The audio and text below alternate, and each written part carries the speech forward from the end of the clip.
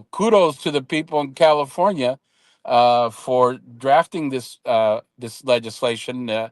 Believe it's AB 899, calling for this transparency of information for the public to know what it is exactly that they are feeding. In this case, babies, infants. What is in those products? And it's a very important issue that we should look at, because it's also a kind of blueprint for us as we were talking about this whole thing with lead pipes and lead and water. This need for more transparency in our country, for us to be able to know what it is exactly we are buying and what we are feeding our families, is a matter of public health, is a matter of health, period, for our families, so that we can ensure that our children are growing up without the adverse effects of products that we thought were safe.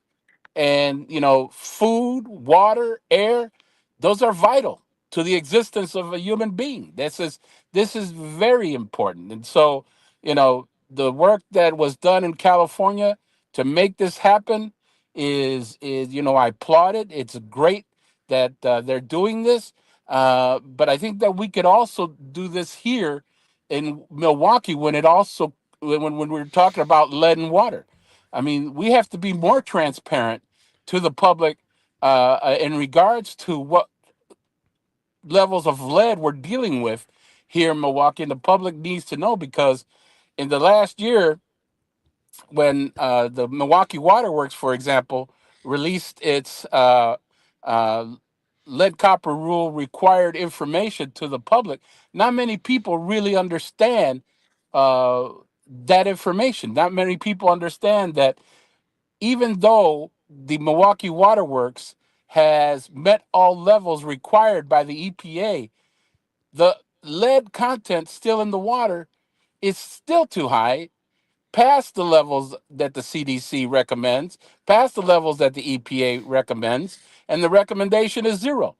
The last report that was put out there by the Milwaukee Waterworks shows that in their lead copper rule 90 percentile readings, we still had over a 5.3 parts per billion level of lead in water, and in some cases, some in one case that reached over 20 parts per billion. What they also didn't tell the public, and the public really doesn't know, but they did tell the public because it's out there. But the public doesn't know, and the public should know. That information should be given to them by the government. The government shouldn't be forcing us to look for it. They should be putting that out there. Is that even though they did meet the requirements of EPA, um, lead is still in the water in all of their tests. Some form of detectable levels of lead was present in the water.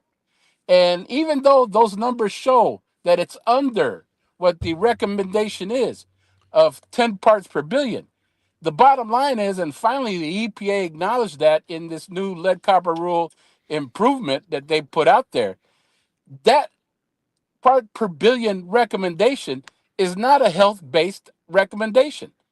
That again, that's a number that was pulled out of somebody's butt. That it doesn't have any standing.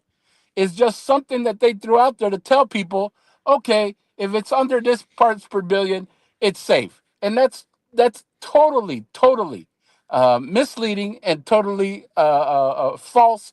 And the people should understand that. They should understand these recommendations are not health based. They are more for the convenience of the water utilities to to be able to continue doing business as usual and not worry about investing their monies to improve water distribution infrastructure. So I'm glad California is moving in that direction. I'm glad that this is out there in regards to what they're doing, because it is serving as a kind of blueprint of how we need to be more transparent, especially when it comes to lead and water issues. If you're just joining us, I am joined this morning by Dr. Yana Lembernidou, Paul Swartz, and their co-founders of Campaign for Lead-Free Water, Robert Miranda of Flack. And Dr. Lambrinidu, is it the fact, in your opinion, that part of the reason why they can continue to do these things is they don't fear any liability? I mean, I mean, they're doing these things and they're not fearing liability. Yeah, I mean, when we're talking about lead in drinking water, um, this is a contaminant that is regulated by the lead and copper rule, and this is a law that does not require water utilities to deliver water that has no lead in it. Even when water utilities exceed this EPA lead action level, that's what it's called, of right now it's at 15 parts per billion. Even when water utilities exceed that standard, under the lead and copper rule, they're still not considered in violation of the regulation. They are, when they exceed that standard, and that means that when they find that there is severe and widespread contamination across their distribution system, they're just required to take some corrective measures, but they're not considered in violation of the rule. So you're right, Earl, that this is a regulation that we're dealing with that does not hold water utilities accountable for delivering lead tainted drinking water, and certainly does not hold them accountable when people experience direct harm from ingesting this water.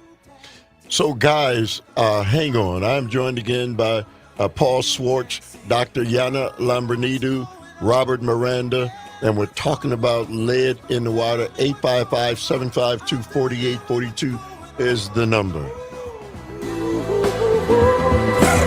Right on. Right on.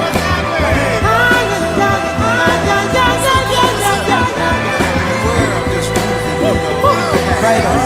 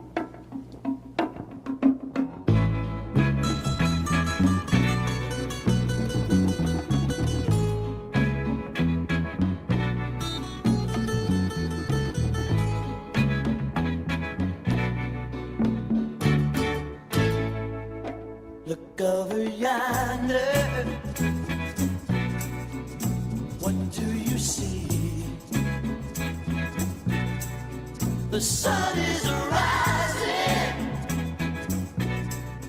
most definitely. A new day is coming. Ooh, ooh, people are changing. Ain't it beautiful? Ooh, ooh, crystal blue persuasion.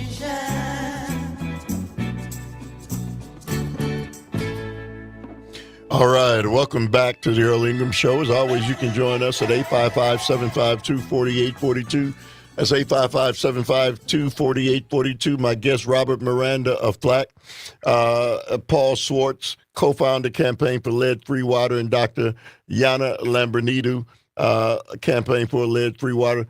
Tony says water utilities aren't required to deliver clean water. So, Robert, what I'm going to do is I'm going to turn it over to you and let you have the conversation and take it where you and Yana and Paul think it should go. So I'm going to step back and turn it over to you, Robert. You take the conversation where you want to go this morning. Well, that's a good point that is Tony. it Tony? Tony? Yes. Yeah, Tony brings up because as Dr. Lamberti mentioned before, there is no real effort to hold the water utilities accountable the way that the public sees major corporations being regulated. It's like there's these regulations by the EPA that are coming out to hold certain government agencies like water utilities responsible, but there's really no teeth in accountability in those guidelines. They call them they don't say words like mandates or regulation. They say guidelines. This is a guideline. This is no. We've got to have some teeth in all those EPA mandated standards that should hold these water utilities accountable. The way we hold cigarette manufacturers accountable, the way we hold food industries accountable, these government agencies should be held to account. Dr.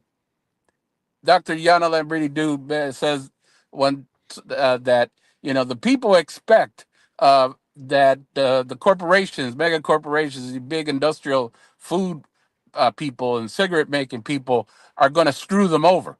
But for us to believe and trust that government isn't going to affect us in the way that they do, that's very naive. Government is not looking, especially these days, and especially when this new administration comes in, they're not going to be looking out for the interests of the people, the common people, the salt of the earth. They're going to be looking out for the interest of all of the billionaires and the profiteers that are funding their coffers, and those are the people they're going to be paying more attention to. Hey, And so, so Robert, let me do this. So Tony says, can the state mandate, and this is for you, Paul, can the state mandate higher standards, or are they governed by the federal agencies? Well, good morning, Earl and audience, and thank you for that question, Tony. It's really spot on. Back in 1974, when I was a wee lad, Gerald Ford signed into law 50 years ago on December 16th of 2024, the Safe Drinking Water Act. And that federal law was brought into birth because people were demanding all over the country that our government act to protect us. And what we've seen over the years of that law is that there have been some progress, but still fundamentally transparency and accountability, as my colleague Robert Miranda said, it's not happening. And fortunately, in many states, not in all, the states can pass drinking water and regulations that are enforceable and transparent above and beyond what the federal government does. So in many states, like in Wisconsin, the federal law can be the floor. In some states, the federal law is the ceiling, and the states can't go above the federal law by the constitutions in their states. So we've got some work to do, and and people are going to need to demand of their government, of their water utilities, of their everybody to do a better job. But Tony, your question is right at the heart of it, and the only thing that's going to move government and the water utilities in the right direction is people agitating when they have the information to find out that this is a priority for people in our lives and our bodies, and to speak out and to do something about it. Robert? Yeah, it goes to the very point, and that is that you have the fox watching the hen house.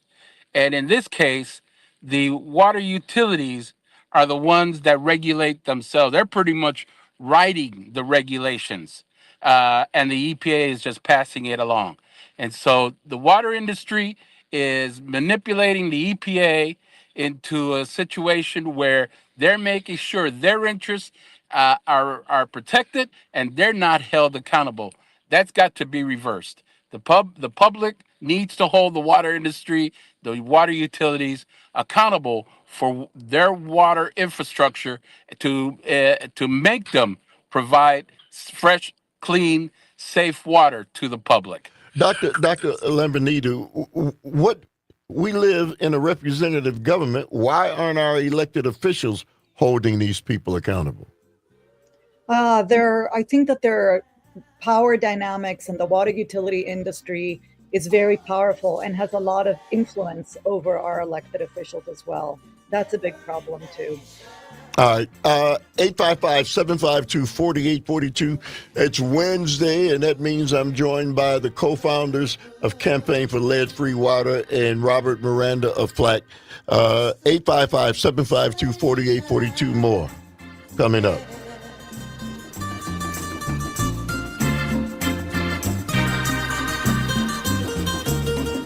Crystal blue persuasion.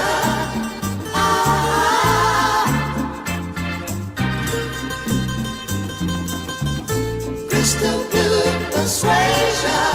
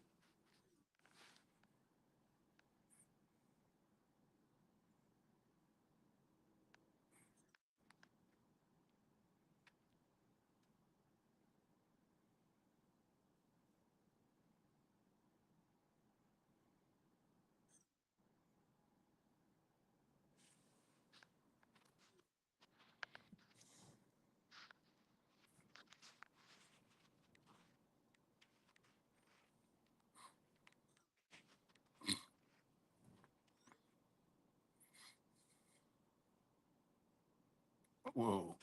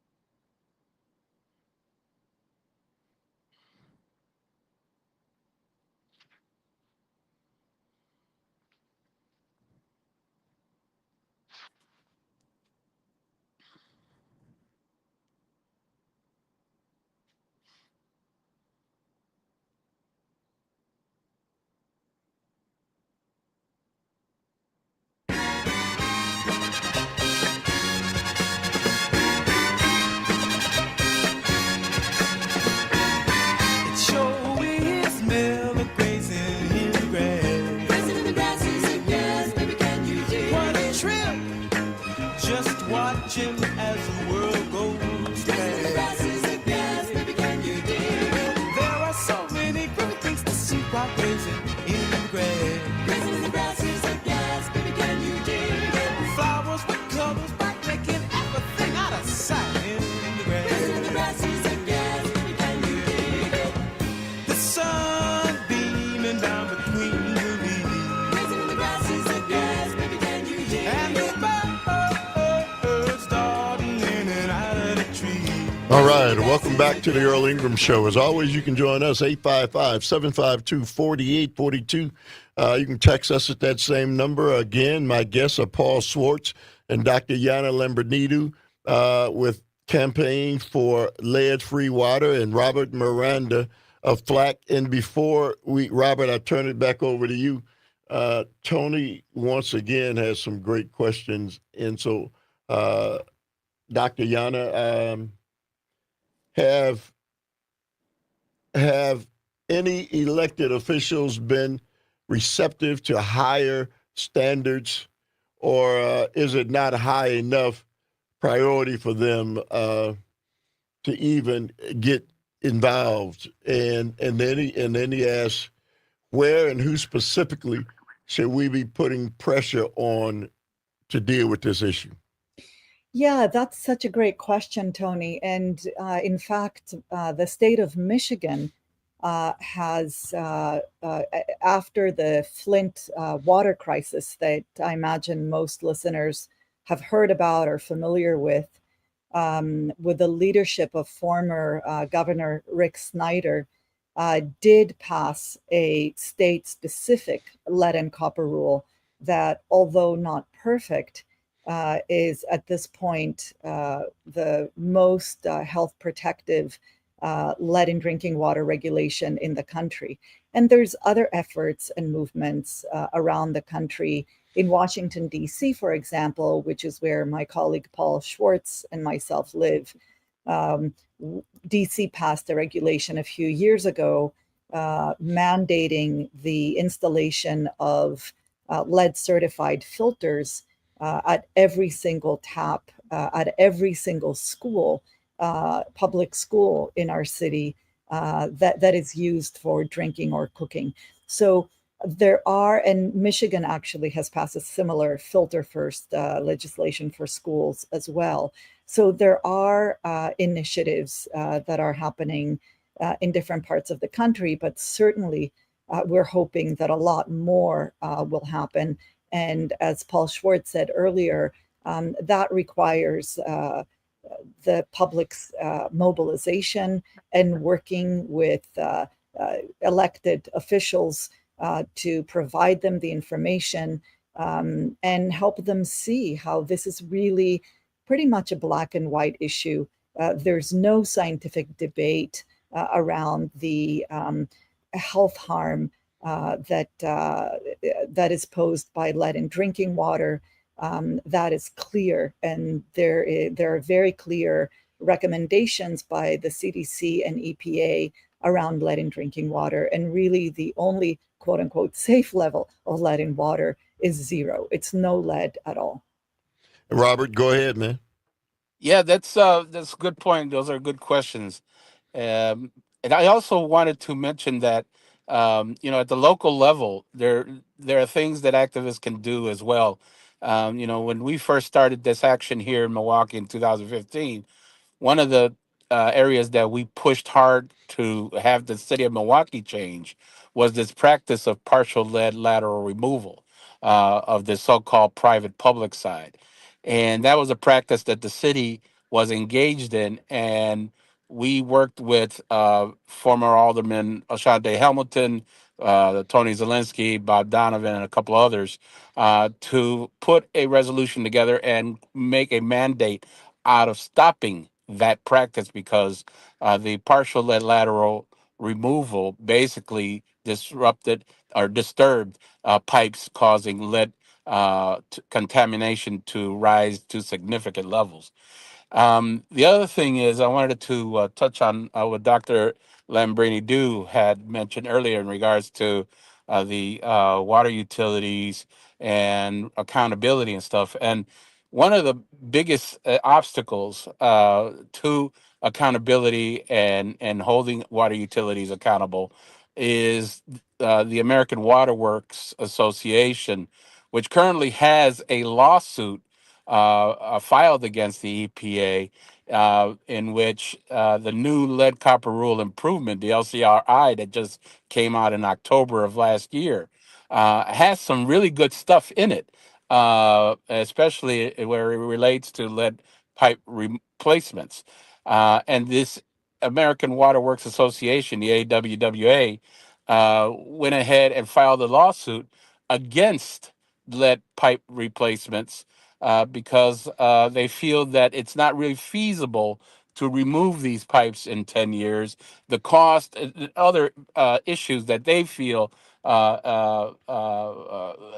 is not just. And again, this is a water utility lobby that is more interested in the welfare and power of the water utilities instead of the public health, instead of the good of the regular common folk in this country. And again, they have put together various different networks out there. And one of those networks is located here in Wisconsin. And as a matter of fact, one of those networks spokesperson wrote an op-ed in the Milwaukee Journal Sentinel not long ago, talking about the crumbling water pipes. And even though it sounded very good and stuff, this guy is Dr. Theodoro, Manuel Theodoro out of UW Madison, put this op-ed together talking about how he and 50 of his colleagues got together to discuss the future of water here in Wisconsin and around the country in relation to the lead pipes, and how they have a 50-year vision of how we could deal. Nobody want to live with this stuff for another 50 years. That's crazy. You're talking about generations being contaminated with lead and water for another 50 years. That right there in itself shows the careless, the callous, the reckless way of thinking in regards to dealing with this. 50 years is way too much. We've been living with this for hundreds of years already. And this guy's talking about we want to move forward with another 50 years. That's out of line. And so, activists in this state, activists in the city need to push back on that kind of language, need to push back on those kind of op-eds and tell people who don't have a real interest in our community, who don't sit with real people at the table and talk about how we can make this go away and get to the point where the community wants it to be, not where they think it should be. It's very important that people get involved in this matter as it relates to lead and water. You know, Paul, that the old axiom, you can't beat City Hall. But you and what you guys have been able to do in Washington, D.C., what do you want to say to people who are listening now, who are living in rural areas or whatever, and they feel like this is more than what they can even imagine?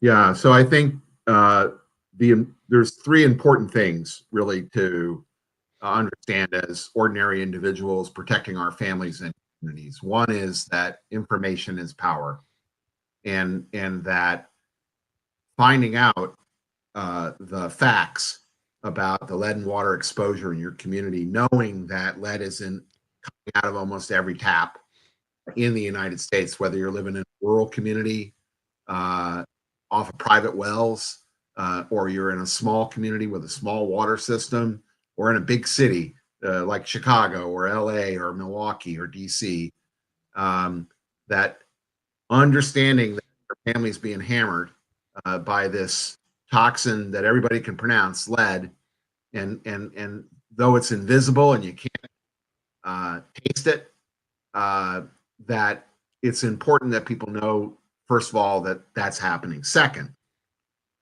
people have some power in their communities to bring up these issues and make them a priority and mobilize around it. And third, that there are other folks in other communities who have been on this journey who are willing to help you confront this power. At the 30,000 foot level, this is a really easy thing to talk about. lead and water don't mix. When you start going down into the layers of the onion, as we've been doing today on this show, it gets a little more complex. The fact that the water utilities, the American Water Works Association, which was founded in 1881 at Washington University in St. Louis, one of their first committees was about lead and water. And ever since then, they've been pushing back against regulation and for more use of lead and water in plumbing. And so it's not surprising that the American Water Works Association and the over 4,000 water utilities they represent across the country have sued to push back against some of the strengthening provisions.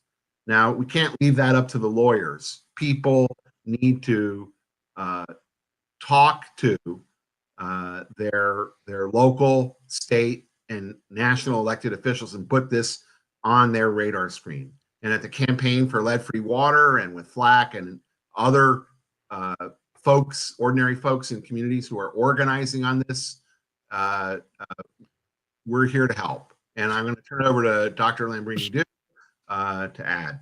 So, Dr. Lambrini-Du, before Tony, once again, lives in a rural area, as you can see, very perceptive, says facts are good, but are there any places where people can find the impact of lead in their communities? So one thing to add, Tony, I first of all, I want to second what Paul just said, and to say that the immediate first thing that people can do is to obtain lead certified filters. These are filters that are certified with the NSF certification of 42 and 53, and they are installed at the point of use, right at the faucet. So that's one immediate way that people can protect themselves from lead in drinking water, while also hopefully mobilizing in exactly those ways that Paul mentioned. Now, in terms of assessing or finding out the effects of lead on one's community, that is not so easy. And why is that? It's not so easy because, first of all, assessing lead in drinking water and detecting it can be a challenge, precisely because lead tends to fall into the water in unpredictable and erratic ways. So when we use our standard testing to find out, if a tap is safe or not, it is very easy to miss worst case or high contamination because the release of lead from plumbing is almost like a Russian roulette phenomenon. You might turn on the tap 9 times and have no lead in the water at all, and the 10th time you can have very high levels of lead in the water. Secondly, when it comes to blood lead testing, which is a good thing, and we encourage it, we recommend it, but it has limitations.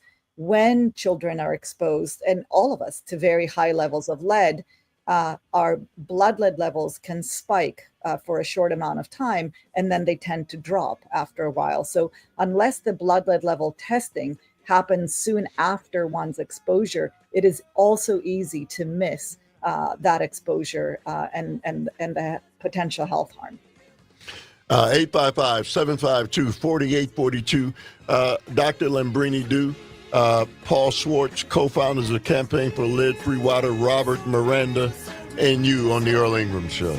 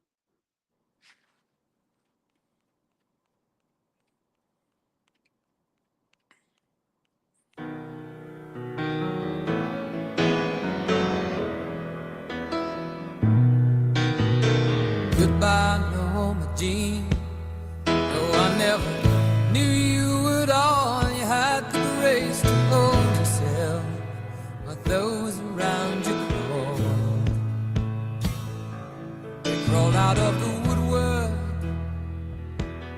and they whispered into your brain. They set you on the treadmill, and they made you change your name. And it seems to me you lived your life like a candle in the wind, never knowing who to cling to when the rain set in. And I would have liked to know you, but I was just a kid. Your candle burned out long before your legend ever did. All right, welcome back to the Earl Ingram Show. As always, you can join us at 855-752-4842.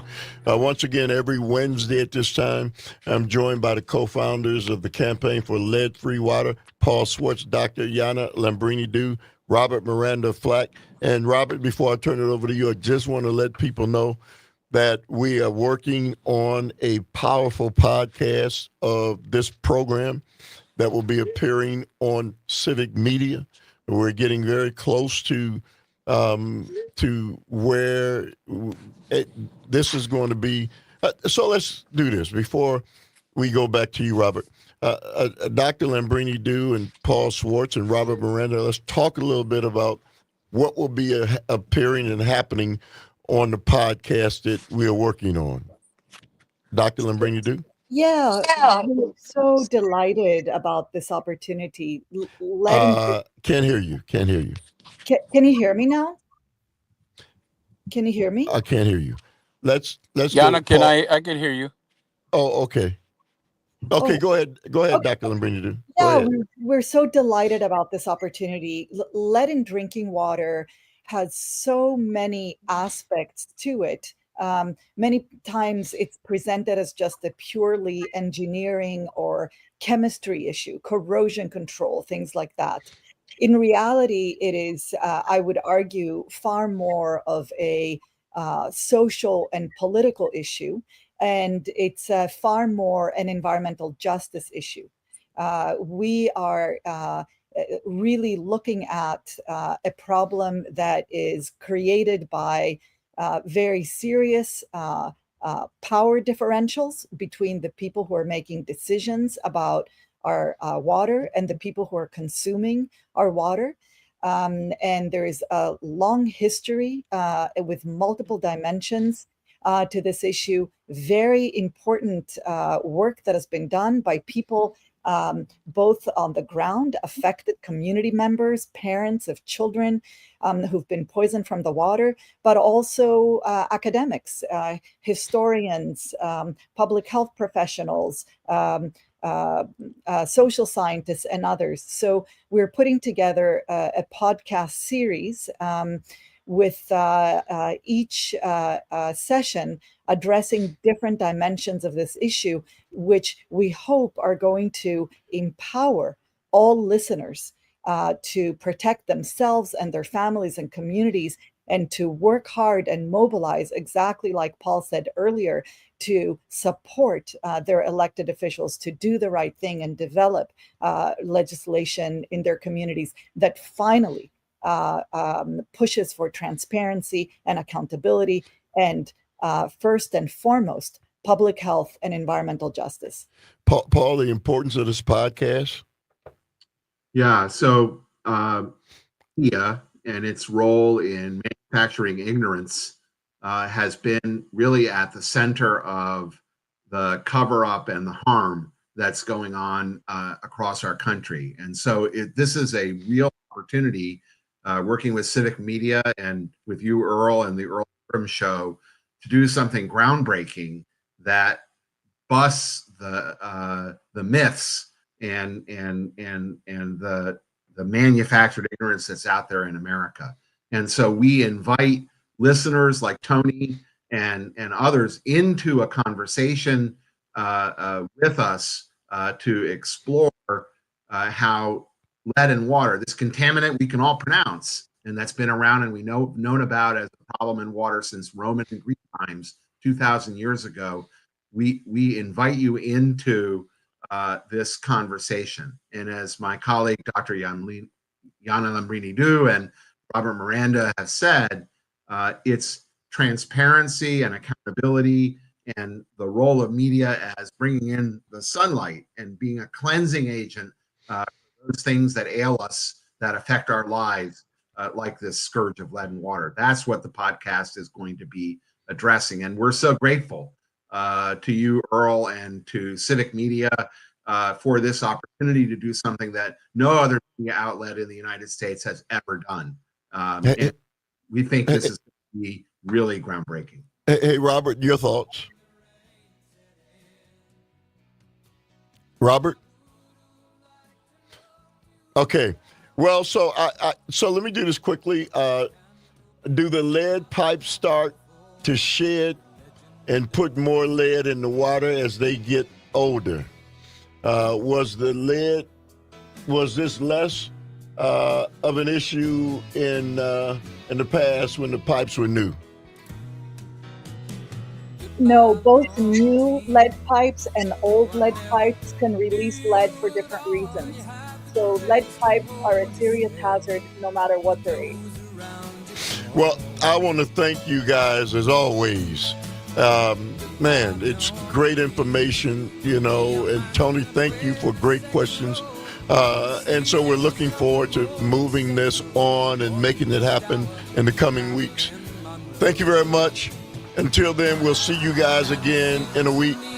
Up next, Dr. Robert Craig, Executive Director of Citizen Action, and you on the Earl Ingram Show.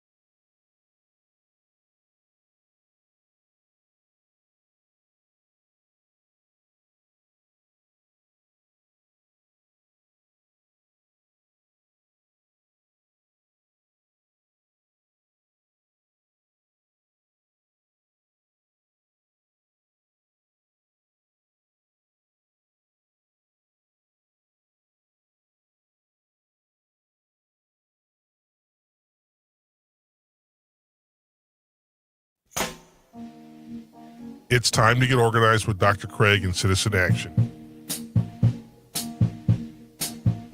Working for democracy and taking on economic, racial, and environmental issues across Wisconsin and around the United States. Here's Earl Ingram with Dr. Robert Craig.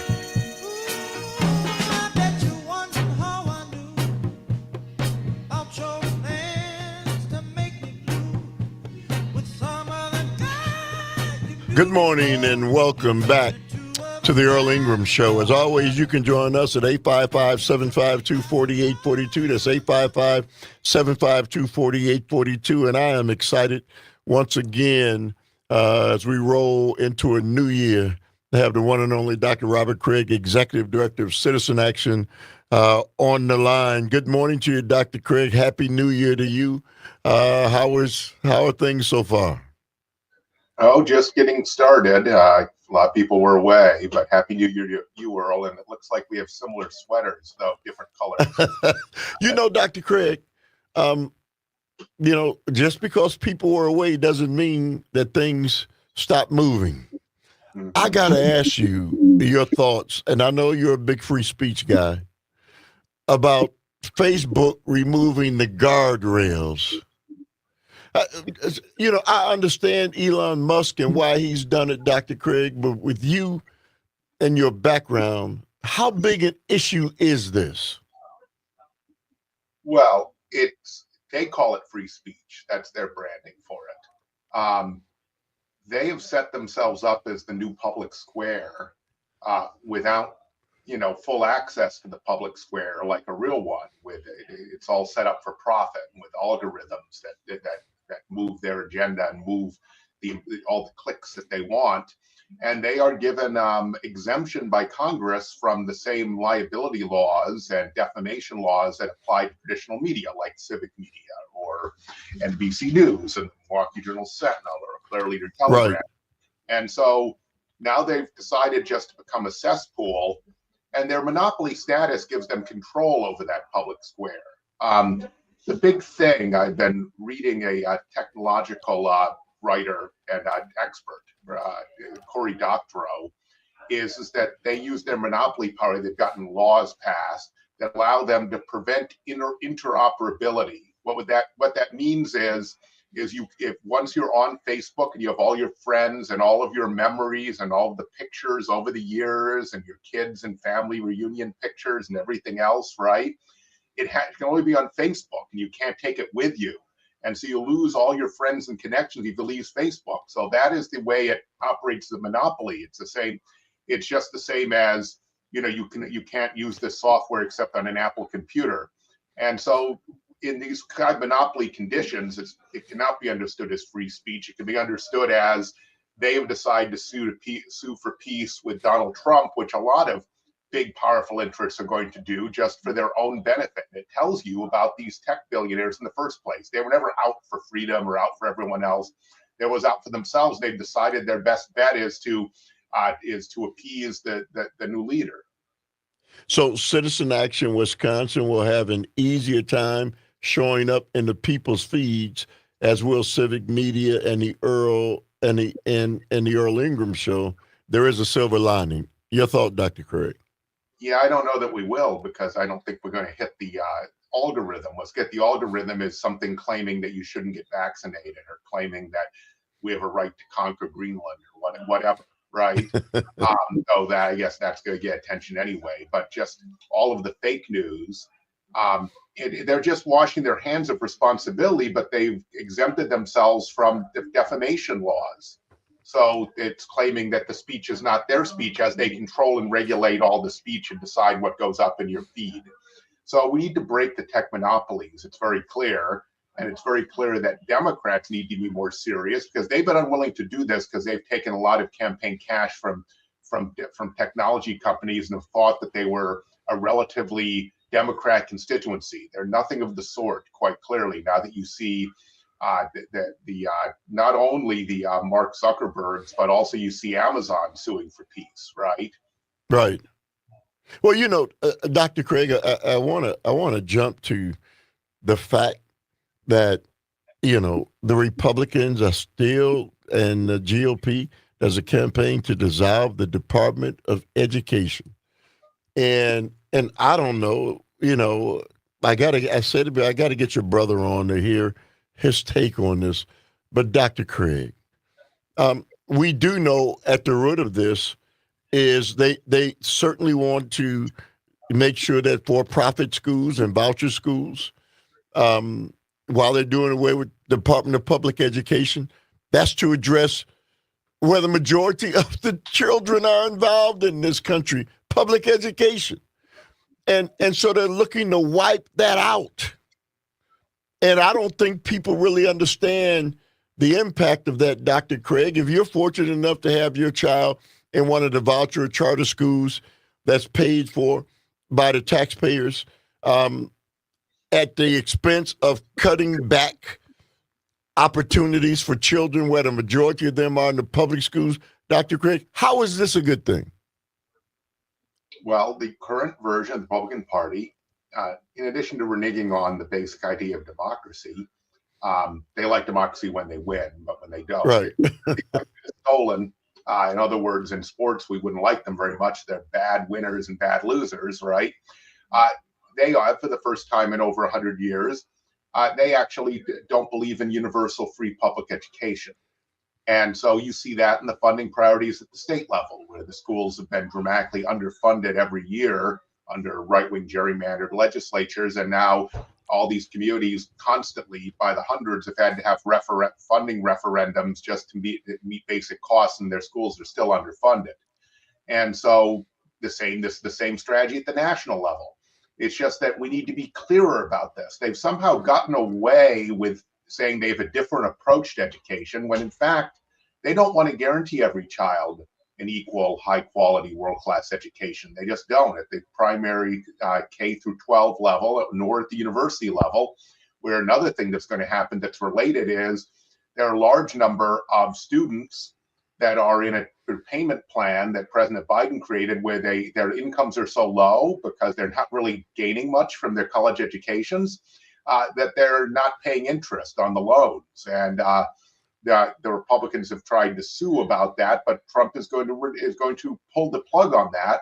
I hope all those 59 million students voted. Maybe they didn't realize what the consequences are, because a lot of them are going to be driven to default very quickly.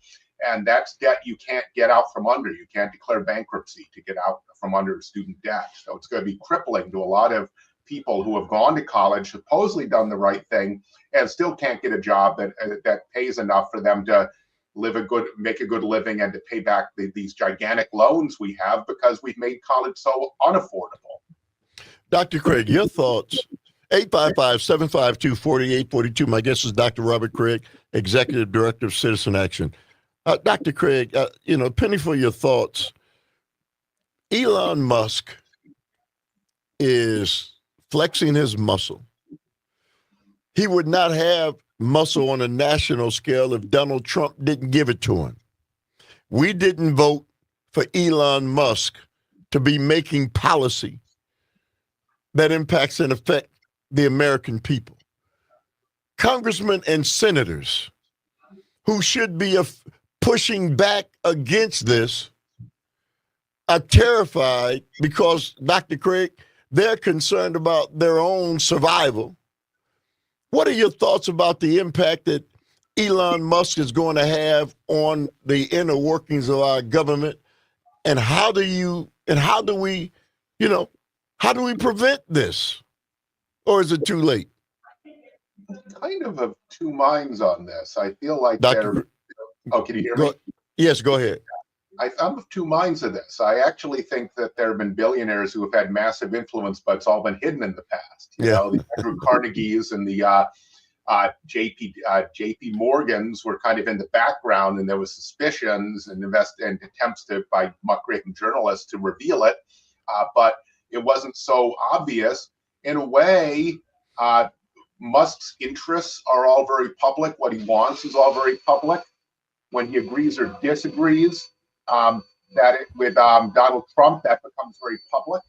And so I think that in a way this may create more accountability, but it creates a clarity, hopefully, at long last, that government is not anymore of by and for the people, but it's by the billionaire class, because you can see he's not a puppeteer behind the scenes pulling strings. He's right out Right. front of the stage, jumping up and down like a jumping bean. And now, if you've heard, he's also intervening in British politics. Yeah, globally. So he's got a. I mean, if you're viewing this from the standpoint, let's say you're a football team, you're the Packers, and you're considering your opponent, it's a strength and a weakness on his part. I think his arrogance suggests that he's going to overstep. But the problem is, the man is worth 590. I was going to say it, billion Right. dollars. The man is stronger than most countries, and we should not have a system. And by the way, we have that system because it was rigged by government, by political power, that allows anyone to amass that much wealth. Because of course, it makes him more powerful than most of the country combined. That's not one person, one vote. So we can't stop it.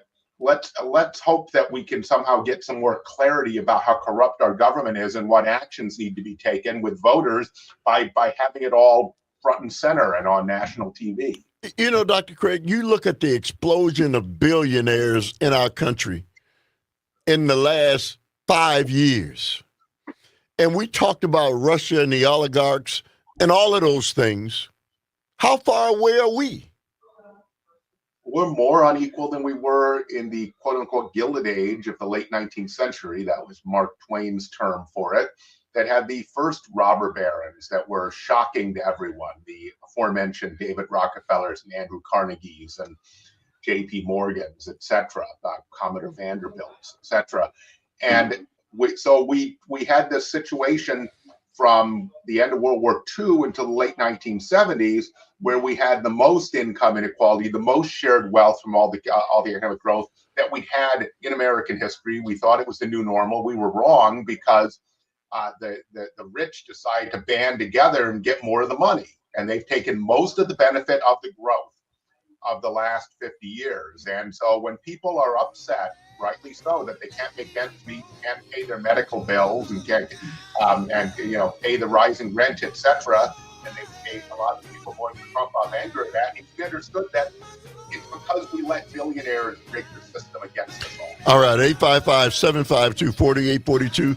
It's Wednesday at 9 o'clock. That means Dr. Robert Craig, Executive Director of Citizen Action, is on board. We're going to talk about the politrickster of the day, in addition to many other subjects, with Dr. Robert Craig on Citizen Action on the Earl Ingram Show.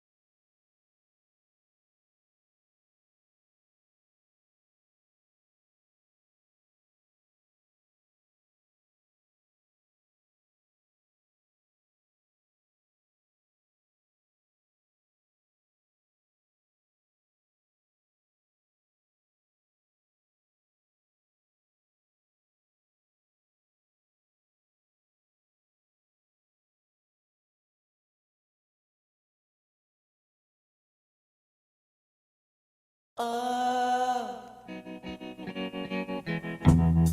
I don't hardly know her, but I think I could love her. Crimson and clover. Ah,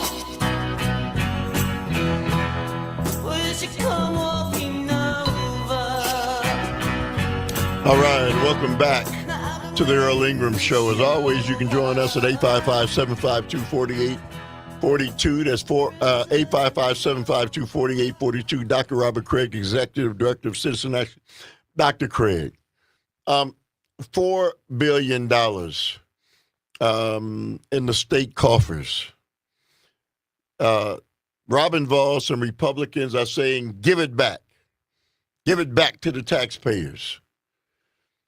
Never mind that Governor Evers, there are many different areas, Dr. Craig, that those dollars can be used to shore up communities and needs that people in this state and support that they can get.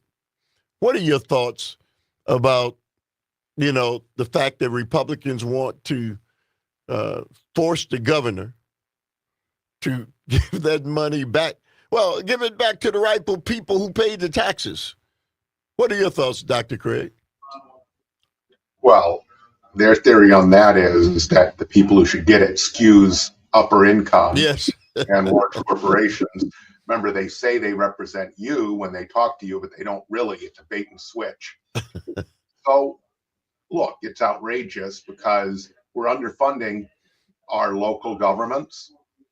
Milwaukee County and other counties are still in terrible financial straits. Milwaukee Public Schools, but a lot of school districts around the country, because as I said before, they're all having to have these funding referendums to raise their own property taxes just to meet basic needs, not to build new schools or anything like that. So we've been badly underfunding education for a very long time. And so that you need money for that. There's a bipartisan agreement. There's a childcare crisis. And people are not working because they can't afford childcare and it's not available. And that takes a lot of money. Childcare providers are proposing $2 billion a year would be what we need to invest. Well, you can't do that and give away the $4 billion in surplus money. You actually need more revenue, which means either to roll back some of the Walker huge corporate tax cuts that have been taking money out of state coffers. You got to take the badge care expansion money we've been giving away every budget. For example, which is still not on the table on the Republican side. But what is interesting, the media is kind of mindlessly reporting, Earl, just heard that the NPR affiliate in Milwaukee doing it. Governor Evers' proposal to have citizens initiatives where citizens can change law, by petition. Yes. They're going to ignore that. It's not news. It's a press release from the governor. It has no impact. He has no theory of how to get that. He's just getting in the news.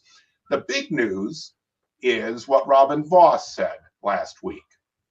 So the first three budgets that Governor Evers has presided over, he has basically proposed a budget.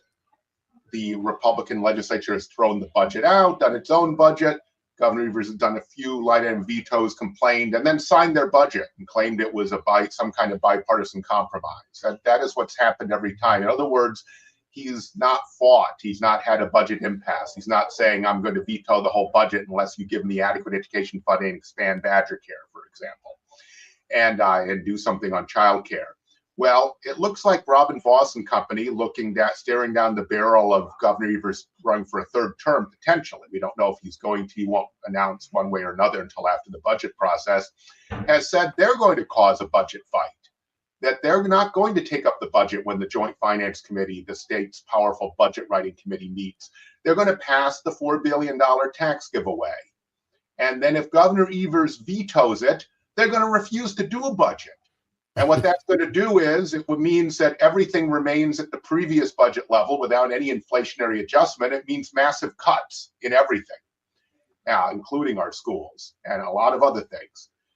I should have mentioned mass transit is terribly underfunded. We're cutting mass transit lines at a time when we need more mass transit for people to get to jobs and also to address the climate crisis. So Governor Evers may, if Voss is able to follow through on his threat, if he really has all of his assembly caucus and has the Senate Republicans on board, may force Governor Evers into a budget battle. That might not be to the Republicans' advantage. We've always thought for a long time that if Governor Evers selected the right popular issues like education and healthcare, that he would win a budget battle, that the public would be with him. And the public has been confused as to who is for what, given the way the budget processes worked the first 3 times he did it.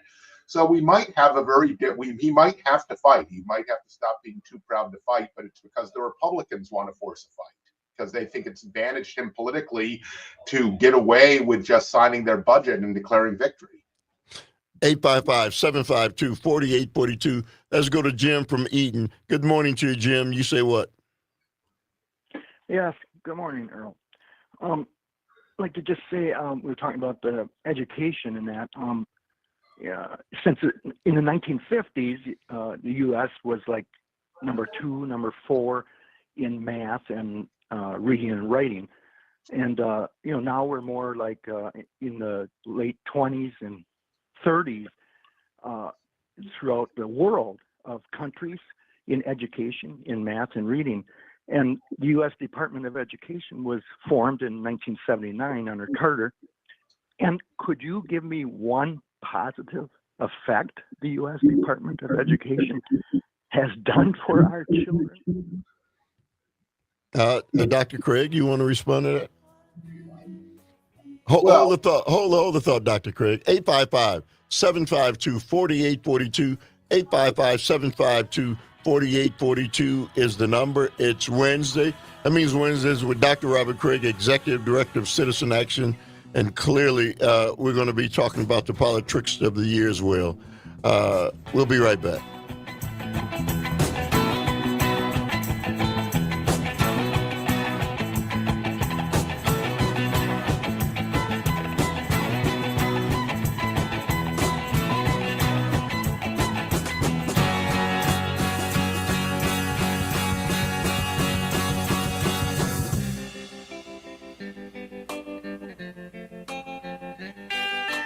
Crimson and clover, over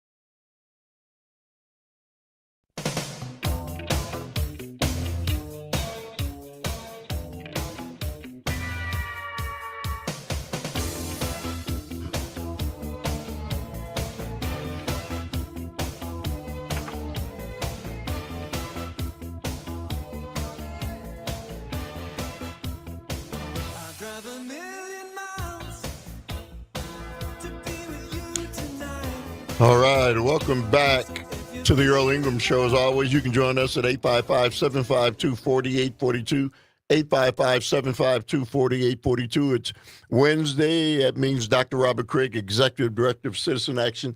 And before we went on break, a caller asked Dr. Craig if you can point out anything of consequence that the Department of Education has wrought during its time.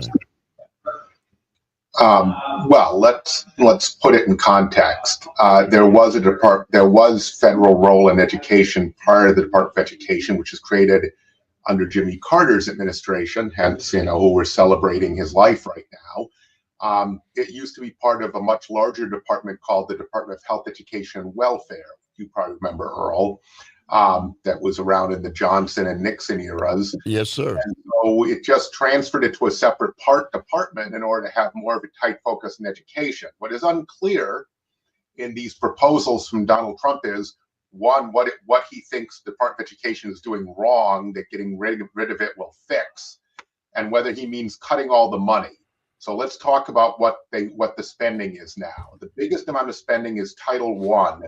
That is money that goes to help poorer school districts and poorer kids. So if you rip that money out, you damage a lot of urban and rural school districts all over the country. Is that his proposal, to further cut education and to make education even less equal?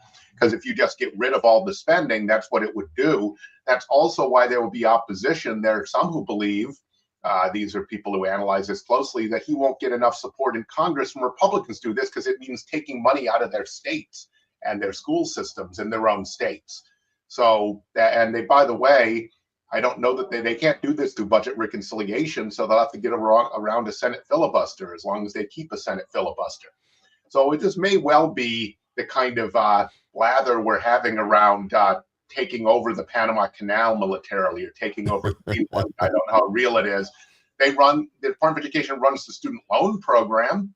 So we got to get rid of the student loan program, or are we transferring it to another department? In which case, it's the same program. It's just under a larger department. Maybe we reinvent the Department of Health, Education, and Welfare. I don't know. So it is unclear what policies he wants to change, other than he's been railing against Title IX, which creates full gender equality, right? In terms that it's the thing that made colleges and universities, for example, actually invest in women's sports, not only men's sports, just for example. But they don't like how it's used to protect LGBTQ plus people, especially trans people, for example. So maybe they'll do that. But the department, I just told you what the Department of Education does and what the consequence of cuts would be. I don't know what would have happened as far as those programs if they'd remained in the old larger department, HEW.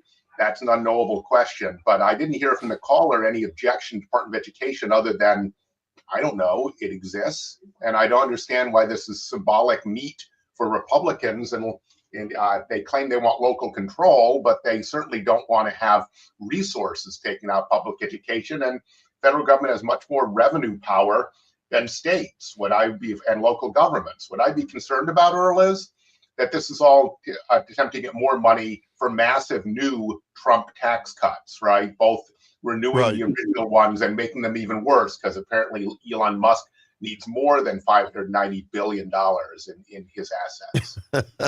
Let's go to David from San Francisco. Good morning to you, David. Thank you very much for the call. You say what, sir? Oh, thanks, Earl and Doctor. I noticed today Mike Johnson is trying to backpedal on the Social Security cuts. He's claiming that, we didn't intend to make Social Security cuts, but he's alluding that we probably will.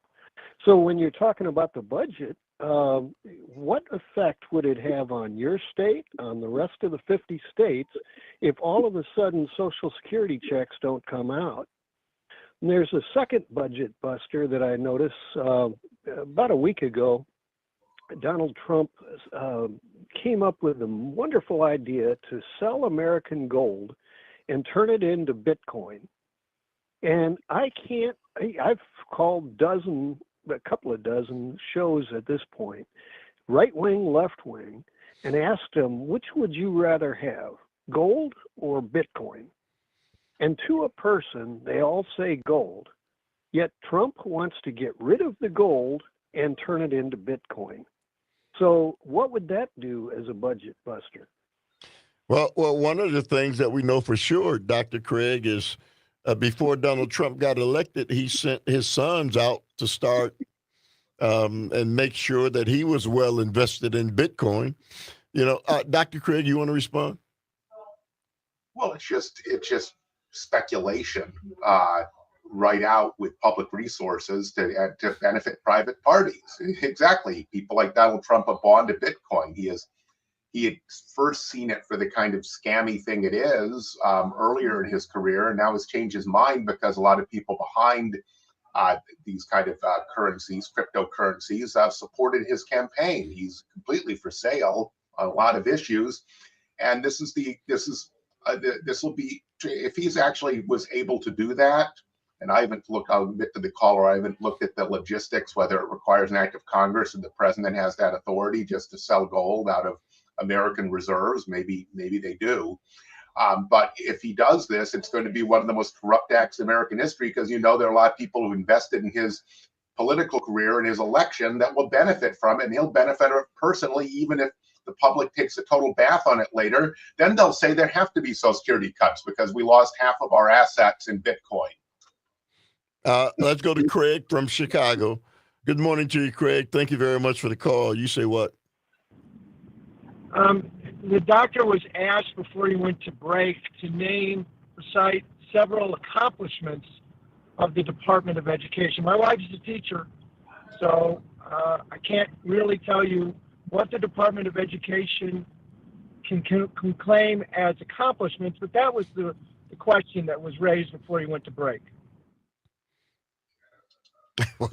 Well, Dr. Craig, I thought I explained that it sends billions of dollars back to the most disadvantaged school district, the ones in urban and rural areas, to give those kids, even though they still don't get a fully equal education, a more equal education.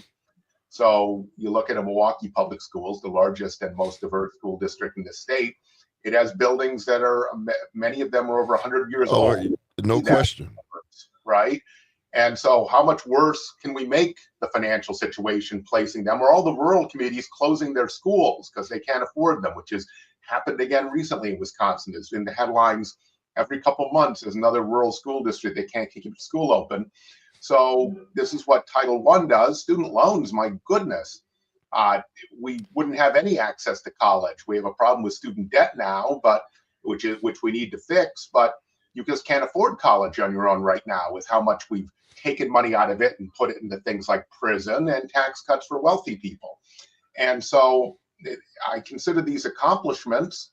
I would rather do more. I think what should be on the table is how we make education better in this country. The caller that originally asked pointed out how we used to be the leader in the world in science education and what kids' outcome was. And now we're way behind. That a lot of the prosperity in this country was built because we started having universal public education early and had the best educated electorate and workforce.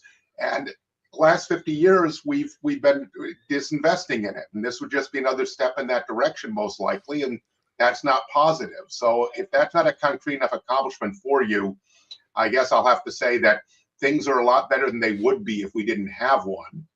But we should probably be doing even more than we currently do in education. Dr. Craig, let me ask you. Donald Trump did another one of his press conferences on yesterday, or what they call press conferences, and he certainly sounded like a guy availability or something we should call it. Dr. Craig, he certainly sounded like a guy who you clearly know has some real challenging thoughts. But these things about Greenland, these things about renaming the Gulf of America, and taking over taking over the where the ships pass through the Panama Canal. Is he just saying these things, Dr. Craig, to get us to talk about him or to keep him in the news? Or is the man really delusional? I mean, it's got to be one or the other, Dr. Craig. And it may work for him even if he's delusional. It does seem like it keeps people thinking about non-issues and non-things. So it very much is like you know, distracting you so you don't notice that the rabbit is moved from under Right. one to the other, right? That it is very much a, you know, sleight of hand, as they say about magicians. A 3-card Monty. To be authentic, he seems to be really worrying about these things. I think the people need to tell him a little bit about Greenland. One thing is, apparently he thinks it's much larger than it is, because when you take the globe and you flatten it out as a map, you have to enlarge things near the poles. And so Greenland looks a lot bigger on a flat map. So they need to bring an actual globe into the Oval Office so we can see that Greenland is not as big as all of Europe, for example, which it'll look like on a flat map.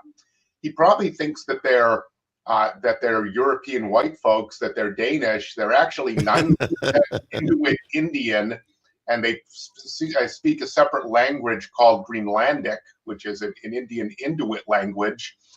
So I don't know if he knows, Earl, that they're folks of color and wants to really bring them into the country. That'd be interesting that way. But I don't, this weirdness about how we won't rule out military conquest of Panama Canal or of Greenland is just weird, though it's gotten Greenland more news coverage than they've had probably in their whole history, and it seems to have upset the King of Denmark, so they'll have to maybe deal with Dr. Craig, the Gulf of America, I mean, is he serious about these things, or is he just using these things and saying these things to take people's minds off of the real issues that he said he was going to fix? That he now is saying he can't get it done. Probably he's, you know, changing attention and also staying in the spotlight at the same time. He's going to have to, God knows, he's going to have to be saying it a couple of years in to get attention that he's in negotiations with space aliens and they've been visiting the Oval Office or something. It'll no longer be exciting that he talked about just going and conquering something randomly.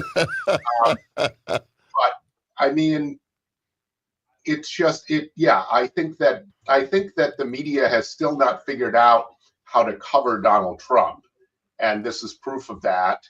I'm guessing nothing happens at either of these. As far as renaming the Gulf of Mexico, you know, we get this kind of thing every once in a while. Remember that sauerkraut when we were fighting the Germans had to become Liberty Cabbage? We were mad over Iraq, so they weren't French fries anymore. They were going to be freedom fries. You know, those don't really stick, right? So people will forget about what the Gulf of America was after gone. 855-752-4842. Dr. Robert Craig, Executive Director of Citizen Action, and you guys hang on. We'll come right to you.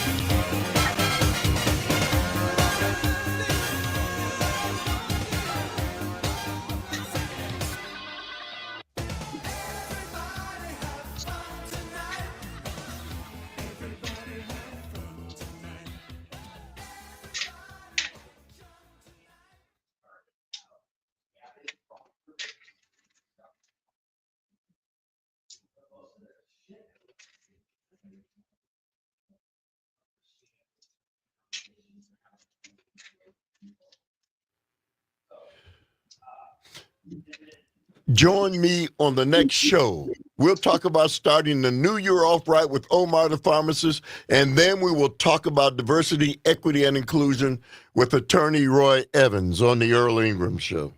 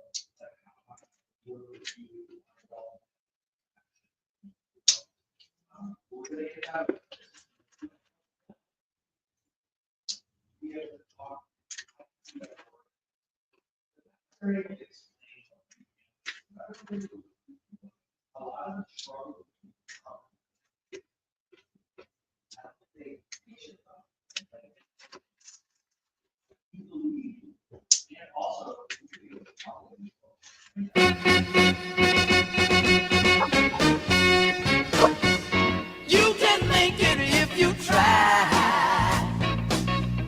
You can make it if you try. Push a little harder, a little deeper.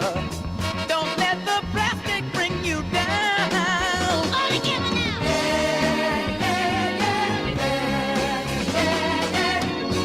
All right, welcome back to the last few minutes of the Earl Ingram Show. As always, you can join us at 855-752-4842. I can't believe, Dr. Craig, time flies every time I have you on. Let's go back to the phone lines. Tim from McClare. Good morning to you, Tim. You say what? Yeah, thanks for taking the call. Yeah. I'll give you my opinion and I'll get yours. I think that the United States is fast approaching what happened in Russia in 1914 or 1917. People are getting fed up with a lot of this, and you've already seen 2 attempts on Trump's life. You've seen the CEO of a big company murdered. I think you're going to see a lot more of it, and, you know, it's where does it end? Because they're just trying to destroy this country. That's my thoughts. I guess I'll listen to yours. Thank you very much for the call, Tim. Dr. Craig, I think you talked about the oligarchs. Nobody's suggesting and saying that anybody should take matters into their own hands. But clearly what is going on in this country is not in the benefit of the average American person. Yeah, and I guess my historical analogy would be more like yours, Earl, maybe the 1990s in Russia, as opposed to 1917 and the end of the Tsarist regime. But if you get this level of social dislocation, where people are fed up with their government, the direction of society, don't feel like they can make it, are angry at each other because the Republicans and MAGA Republicans try to, create sharp divisions to attack others, the others they're supposed to be causing problems rather than the folks with the real power pulling the strings, that can cause more violence. And we've been a more violent society in the past. We were in the late 19th century. There were multiple presidents assassinated in the late 19th century because there was so much social unrest and there was horrendous violence. And so we could be going back that way. I do want to point out, though, to folks, I understand that one demented person assassinated the CEO of United Healthcare, and that is not the way to fix the healthcare crisis. We can do it through legal means. But the FBI is much more concerned, at least until it is completely taken over and co-opted, with right-wing violence than left-wing violence. That there are massive right-wing violent movements in this country that are very well armed, and so we would have seen that much more had Trump lost. So there was somewhat of a reprieve, but we can't have a country where we're afraid the other side will commit violence and therefore we need to let them win. All right, let's go to Brendan from New Jersey. Good morning to you, Brendan. Thank you. Yeah, listen, the whole Greenland thing, Greenland is rich in minerals and other things, and with the, global warming that's going on, more and more of the surface of Greenland is available. Denmark's not just going to walk away. This is kind of Trump's way of snubbing his nose at NATO in a way, but let's boil it all down. It really just comes to the MAGA morons. They love any time he talks with bluster about taking something over or going and grabbing something for himself. He's a moron, and he's also the president. He's also he's also the president of the United States, Brendan. Yeah, but only 33% of the people went out and voted for him. Everybody else stayed home. So I mean, yeah. Democrats may have made a mistake here or there, but, the the Latin folks there that were Latins for Trump are really starting to regret. And let's face it, now that he's already broken the promise for lower grocery prices, lower gas prices, lower home energy prices, because he's a slave to the billionaires that provide all those services, people are waking up slowly but surely. And there's going to be an upturn. Yeah, Brendan. Thank you. I wish we had more time. Thank you very much for calling. Don, quickly, go ahead. Okay. Oh, good morning, fellas. Good morning. I think this Greenland idea, I think he wants to kiss Putin's hinder because that would be an excuse for him to get out of NATO and then get the Panama Canal. Well, now the Russian ships, I don't think they can go through that canal right now. I don't know. So they'd have to go around if they want to deliver goods to South America. Hey, but Don. I think that's just Hey, Don, thank you, man. I wish I had more time. Dr. Craig, again, we don't ever seem to have enough time. But again, do you think Donald Trump does and says these things? We're talking about it. And, is he wise like a fox, or are we just dealing with a demented man? Well, the dementia seems to produce good communication results for him because he stays at the center of attention, and people aren't thinking about the giant tax giveaways that he wants to accomplish by April. They want to do it right away.